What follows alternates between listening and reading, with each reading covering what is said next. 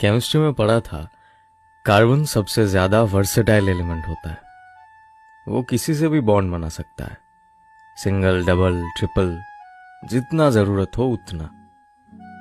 और जब जरूरत हो वो खुद को बदल भी लेता है। कभी ग्राफाइट बन जाता है, सॉफ्ट, साइलेंट, प्रेशर एब्जॉर्ब करता हुआ। और कभी डायमंड, टफ, क्लियर और हर रोशनी को रिफ्लेक्ट करता हुआ। कार्बन हमें सिखाता है हर फॉर्म में खूबसूरत रहना। तुम भी तो वैसे ही हो ना, कभी किसी के लिए फ्लेक्सिबल, कभी खुद के लिए स्ट्रांग, कभी इग्नोर किया गया पर जब चमके